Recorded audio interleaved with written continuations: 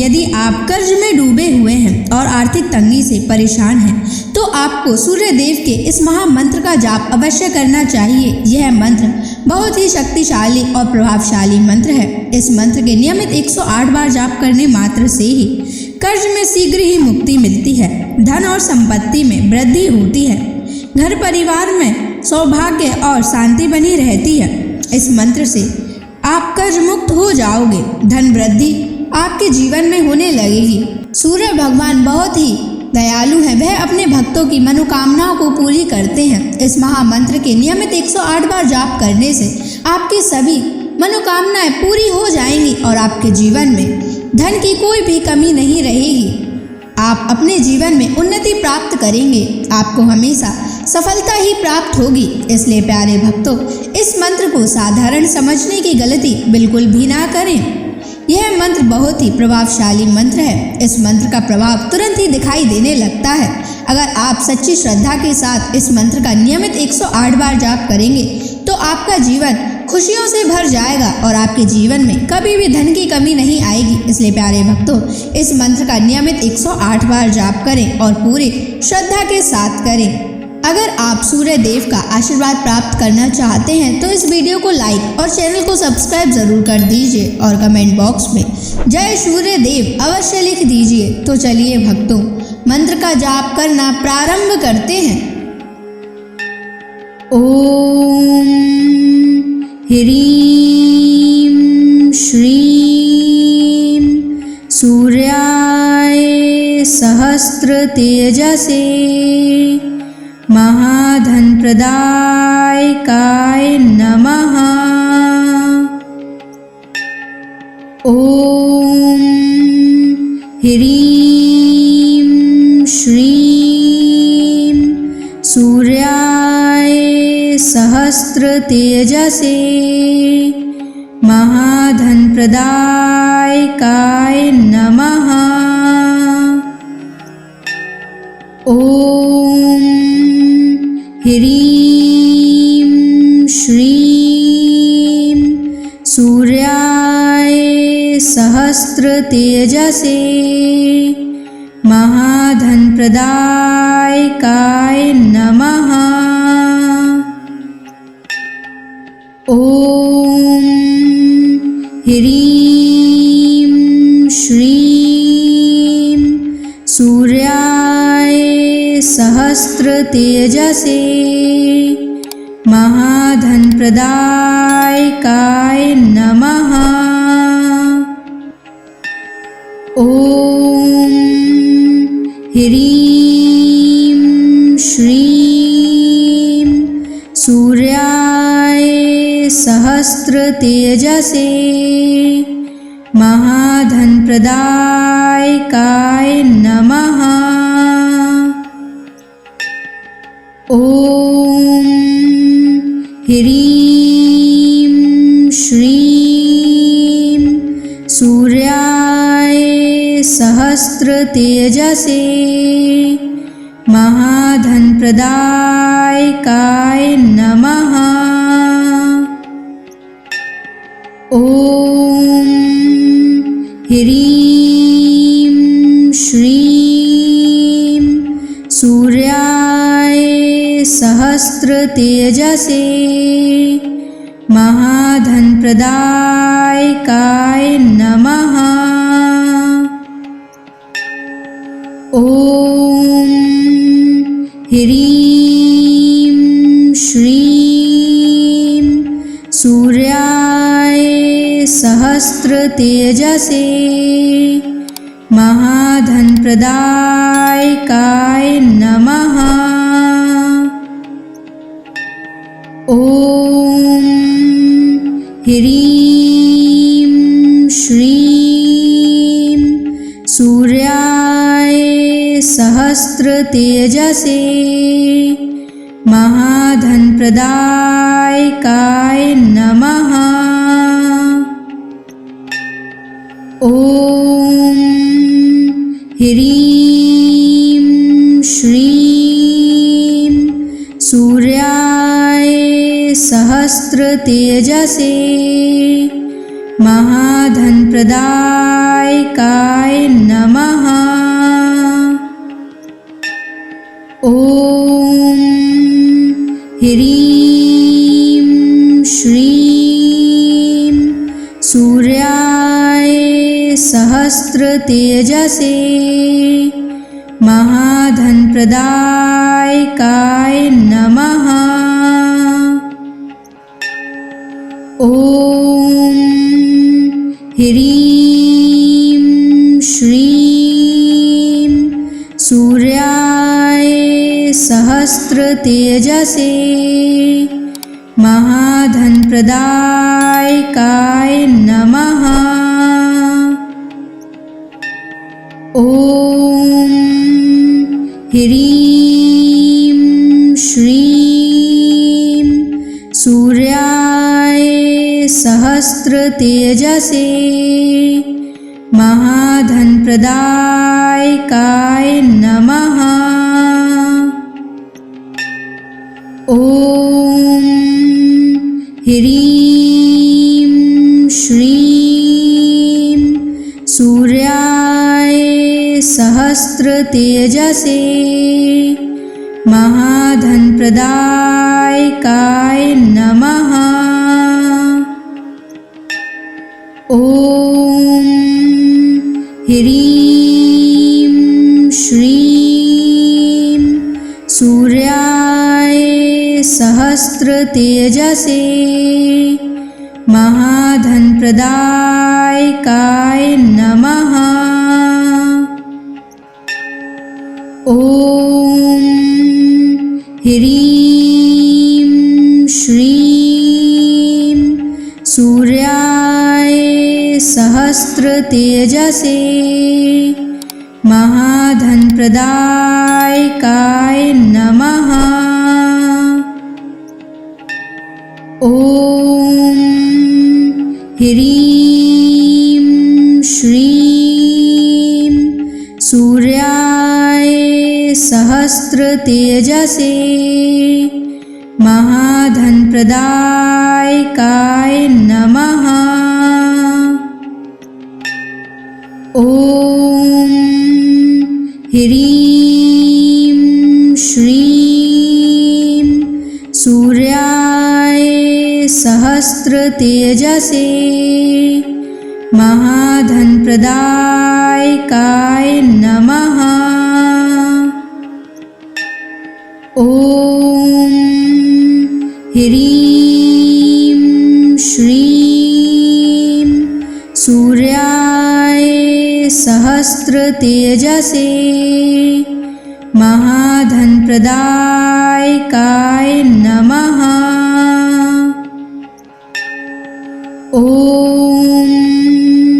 ह्रीं श्रीं सूर्याय सहस्रतेजसे महाधनप्रदायकाय नमः। ॐ ह्रीं श्रीं सूर्याय सहस्रतेजसे महाधनप्रदायकाय नमः। ॐ ह्रीं श्रीं सूर्याय सहस्रतेजसे महाधनप्रदायकाय नमः। ॐ ह्रीं श्रीं सूर्याय सहस्रतेजसे महाधनप्रदायकाय नमः। ॐ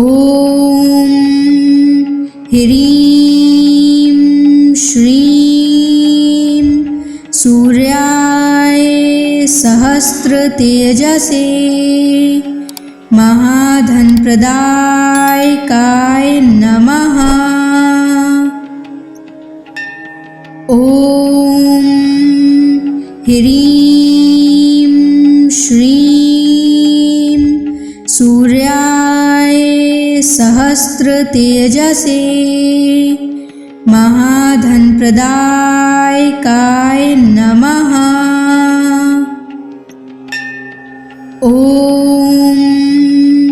ह्रीं श्रीं सूर्याय सहस्रतेजसे महाधनप्रदायकाय नमः। ॐ ह्रीं श्रीं सूर्याय सहस्रतेजसे महाधनप्रदायकाय नमः। ॐ ह्रीं श्रीं सूर्याय सहस्रतेजसे महाधनप्रदायकाय नमः। ॐ ह्रीं श्रीं सूर्याय सहस्रतेजसे महाधनप्रदायकाय नमः।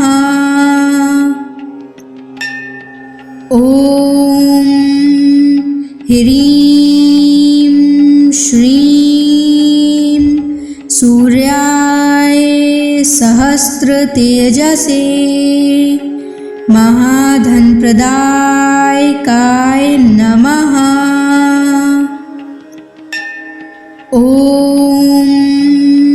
ह्रीं श्रीं सूर्याय सहस्रतेजसे महाधनप्रदायकाय नमः। ॐ ह्रीं श्रीं सूर्याय सहस्रतेजसे महाधनप्रदायकाय नमः। ॐ ह्रीं श्रीं सूर्याय सहस्रतेजसे महाधनप्रदायकाय नमः। ॐ ह्रीं श्रीं सूर्याय सहस्रतेजसे महाधनप्रदायकाय नमः। ॐ ह्रीं श्रीं सूर्याय सहस्रतेजसे महाधनप्रदायकाय नमः। ॐ ह्रीं श्रीं सूर्याय सहस्रतेजसे महाधनप्रदायकाय नमः। ॐ ह्रीं श्रीं सूर्याय सहस्रतेजसे महाधनप्रदायकाय नमः। ॐ ह्रीं श्रीं सूर्याय सहस्रतेजसे महाधनप्रदायकाय नमः। ॐ ह्रीं श्रीं सूर्याय सहस्रतेजसे महाधनप्रदायकाय नमः। ॐ ह्रीं श्रीं सूर्याय सहस्रतेजसे महाधनप्रदायकाय नमः। ॐ ह्रीं श्रीं सूर्याय सहस्रतेजसे महाधनप्रदायकाय नमः। ॐ ह्रीं श्रीं सूर्याय सहस्रतेजसे महाधनप्रदायकाय नमः। ॐ ह्रीं श्रीं सूर्याय सहस्रतेजसे महाधनप्रदायकाय नमः। ॐ ह्रीं श्रीं सूर्याय सहस्रतेजसे महाधनप्रदायकाय नमः। ॐ ह्रीं श्रीं सूर्याय सहस्रतेजसे महाधनप्रदायकाय नमः। ॐ ह्रीं श्रीं सूर्याय सहस्रतेजसे महाधनप्रदायकाय नमः। ॐ ह्रीं श्रीं सूर्याय सहस्रतेजसे महाधनप्रदायकाय नमः। ॐ ह्रीं श्रीं सूर्याय सहस्रतेजसे महाधनप्रदायकाय नमः। ॐ ह्रीं श्रीं सूर्याय सहस्रतेजसे महाधनप्रदायकाय नमः।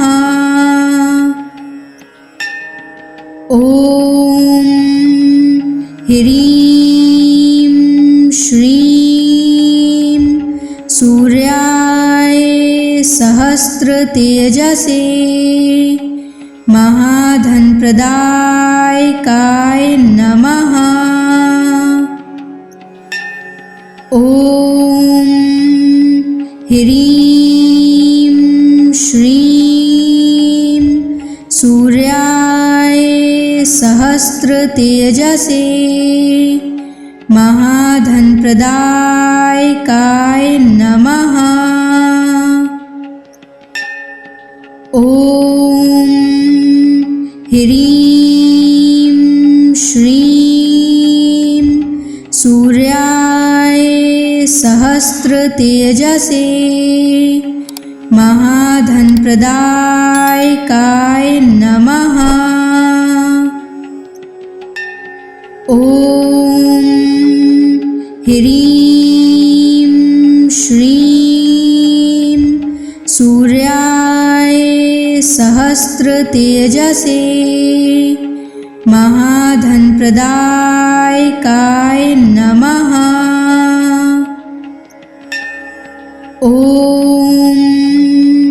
ह्रीं श्रीं सूर्याय सहस्रतेजसे महाधनप्रदायकाय नमः। ॐ ह्रीं श्रीं सूर्याय सहस्रतेजसे महाधनप्रदायकाय नमः। ॐ ह्रीं श्रीं सूर्याय सहस्रतेजसे महाधनप्रदायकाय नमः। ॐ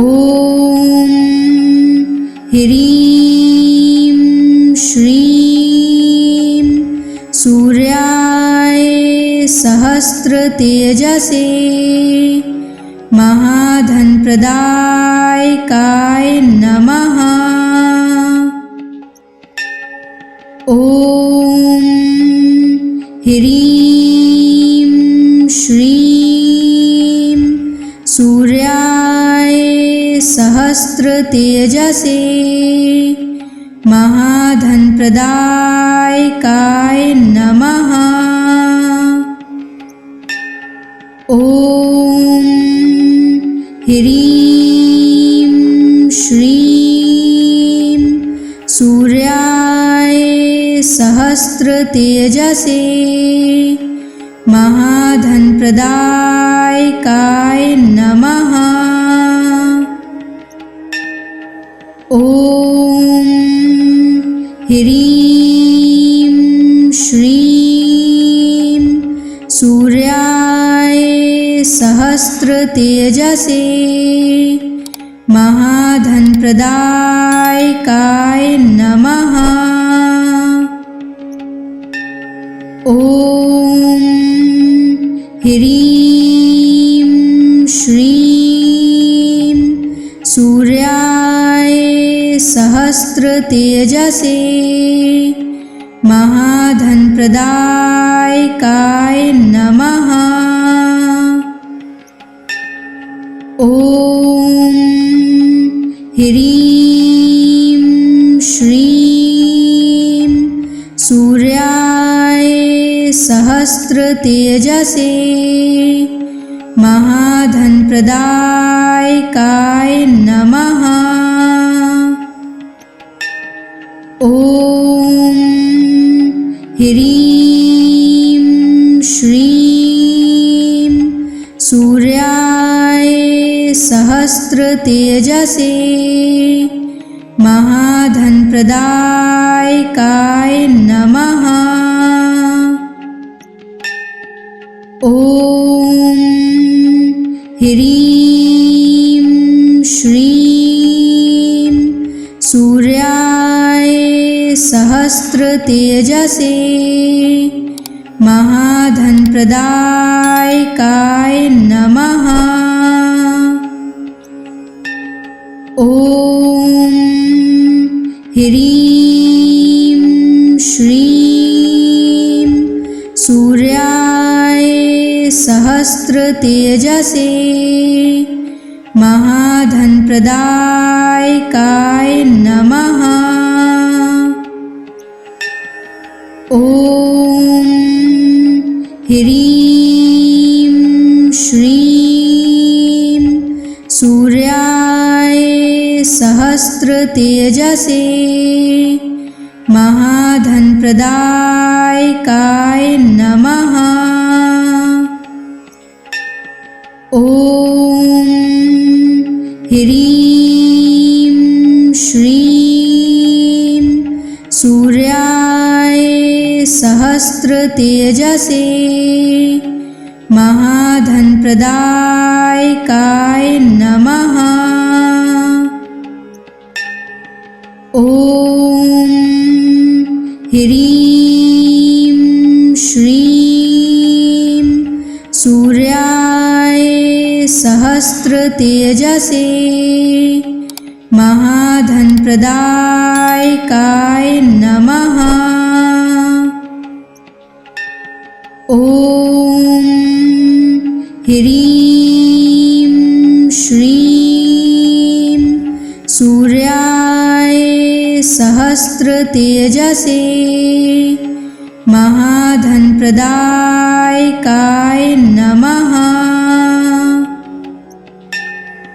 ओम ह्रीं श्रीं सूर्याय सहस्र तेजसे महाधन प्रदायकाय नमः।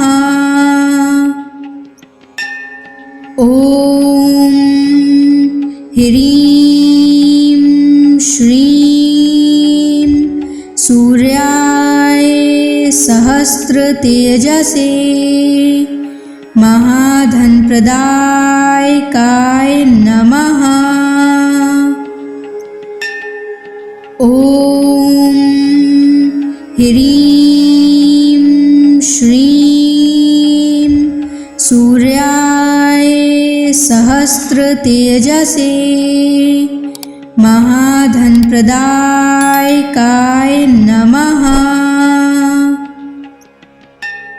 ओम ह्रीं श्रीं सूर्याय सहस्र तेजसे महाधन प्रदायकाय नमः। ओम ह्रीं श्रीं सूर्याय सहस्र तेजसे महाधन प्रदायकाय नमः। ओम ह्रीं श्रीं सूर्याय सहस्र तेजसे महाधन प्रदायकाय नमः।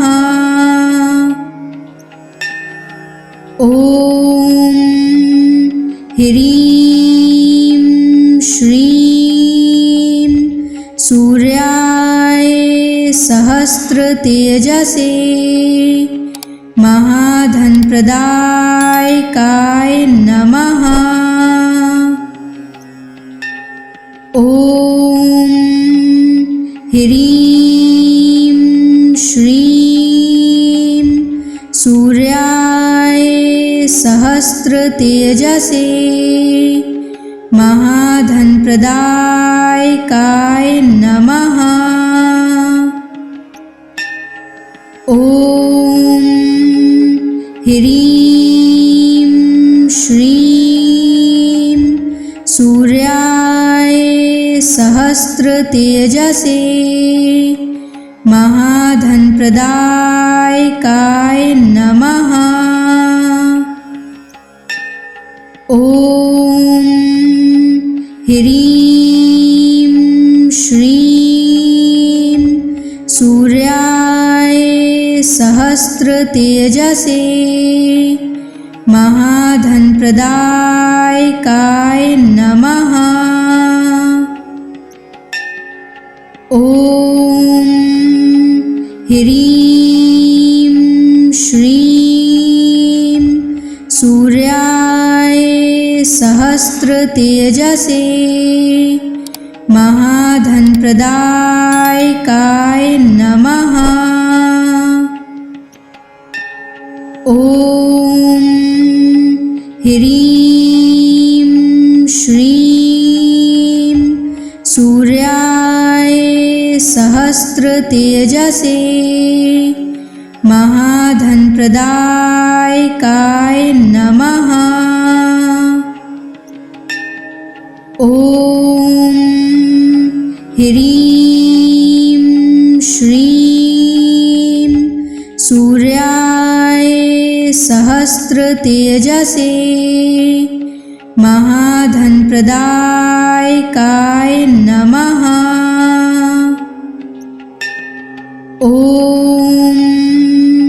ह्रीं श्रीं सूर्याय सहस्रतेजसे महाधनप्रदायकाय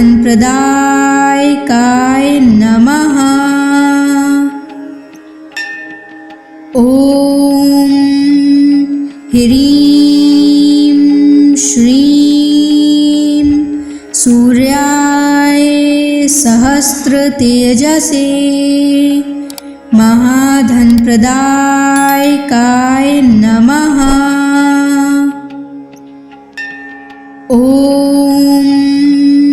ह्रीं श्रीं सूर्याय सहस्रतेजसे महाधनप्रदायकाय नमः। ॐ ह्रीं श्रीं सूर्याय सहस्रतेजसे महाधनप्रदायकाय नमः। ॐ ह्रीं श्रीं सूर्याय सहस्रतेजसे महाधनप्रदायकाय नमः। ॐ ह्रीं श्रीं सूर्याय सहस्रतेजसे महाधनप्रदायकाय नमः। ॐ ह्रीं श्रीं सूर्याय सहस्रतेजसे महाधनप्रदायकाय नमः। ॐ ह्रीं श्रीं सूर्याय सहस्रतेजसे महाधनप्रदायकाय नमः। ॐ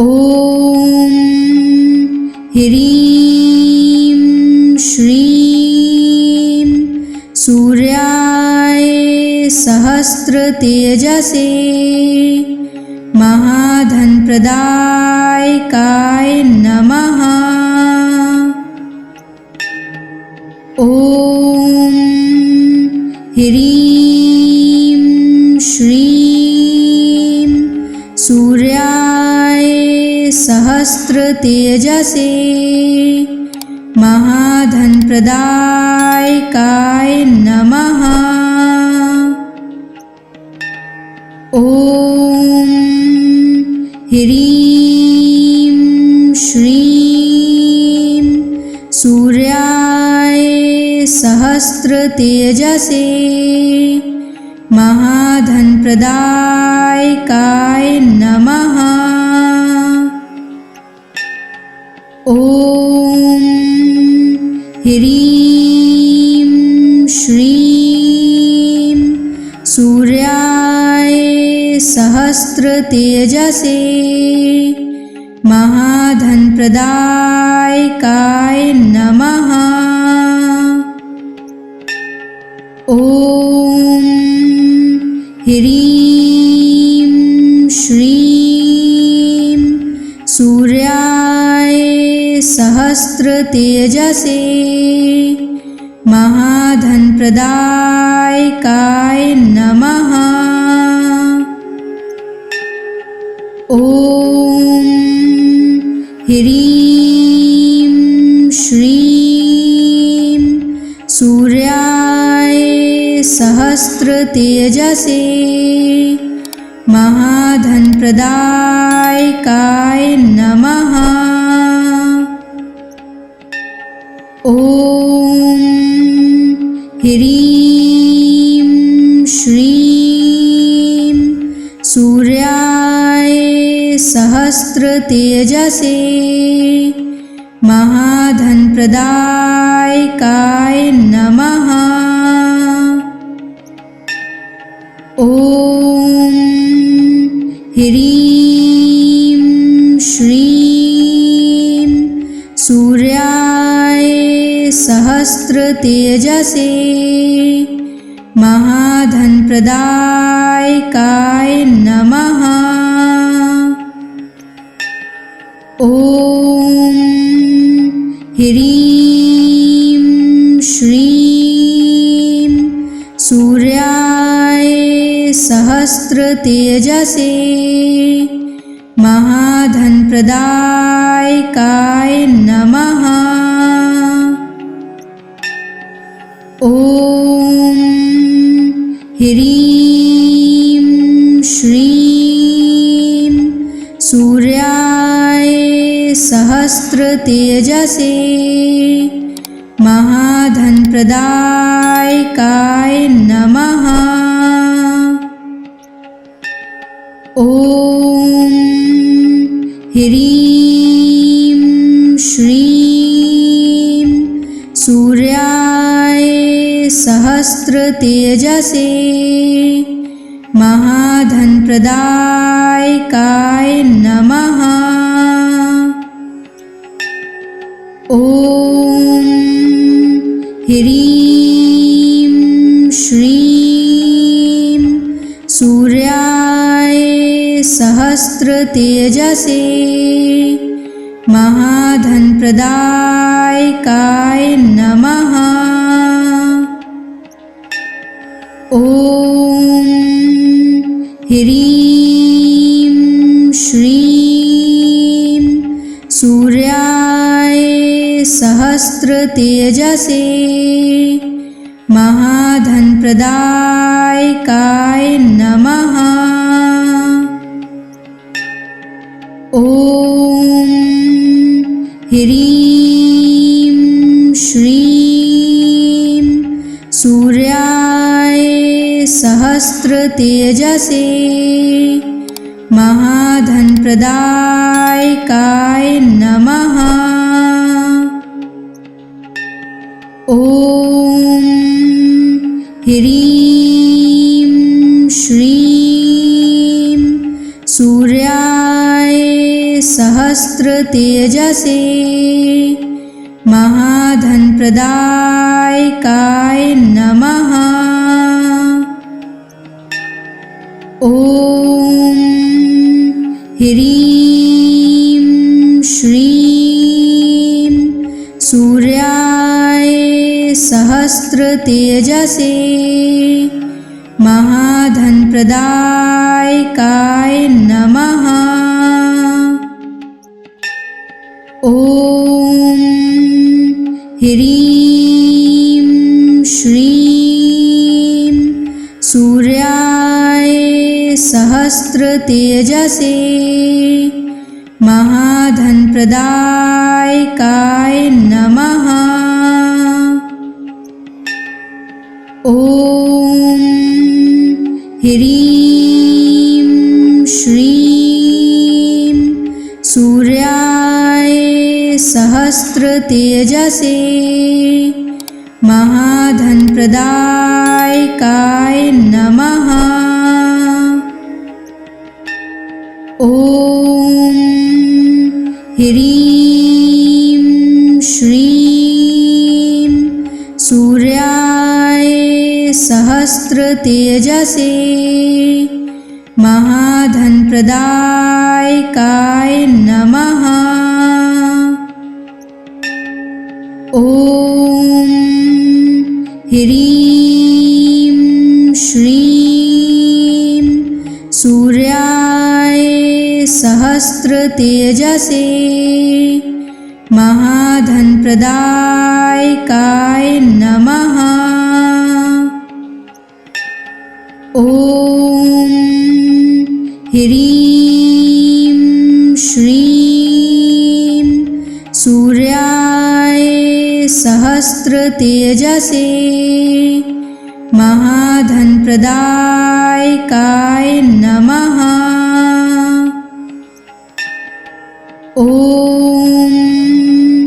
ह्रीं श्रीं सूर्याय सहस्रतेजसे महाधनप्रदायकाय नमः। ॐ ह्रीं श्रीं सूर्याय सहस्रतेजसे महाधनप्रदायकाय नमः। ॐ ह्रीं श्रीं सूर्याय सहस्रतेजसे महाधनप्रदायकाय नमः। ॐ ह्रीं श्रीं सूर्याय सहस्रतेजसे महाधनप्रदायकाय नमः। ॐ ह्रीं श्रीं सूर्याय सहस्रतेजसे महाधनप्रदायकाय नमः। ॐ ह्रीं श्रीं सूर्याय सहस्रतेजसे महाधनप्रदायकाय नमः। ॐ ह्रीं श्रीं सूर्याय सहस्रतेजसे महाधनप्रदायकाय नमः। ॐ ह्रीं श्रीं सूर्याय सहस्रतेजसे महाधनप्रदायकाय नमः। ॐ ह्रीं श्रीं सूर्याय सहस्रतेजसे महाधनप्रदायकाय नमः। ॐ ह्रीं श्रीं सूर्याय सहस्रतेजसे महाधनप्रदायकाय नमः। ॐ ह्रीं श्रीं सूर्याय सहस्रतेजसे महाधनप्रदायकाय नमः। ॐ ह्रीं श्रीं सूर्याय सहस्रतेजसे महाधनप्रदायकाय नमः। ॐ ह्रीं श्रीं सूर्याय सहस्रतेजसे महाधनप्रदायकाय नमः। ॐ ह्रीं श्रीं सूर्याय सहस्रतेजसे महाधनप्रदायकाय नमः। ॐ ह्रीं श्रीं सूर्याय सहस्रतेजसे सहस्रतेजसे महाधनप्रदायकाय नमः। ॐ ह्रीं श्रीं सूर्याय सहस्रतेजसे महाधनप्रदायकाय नमः। ॐ ह्रीं श्रीं सूर्याय सहस्रतेजसे महाधनप्रदायकाय नमः।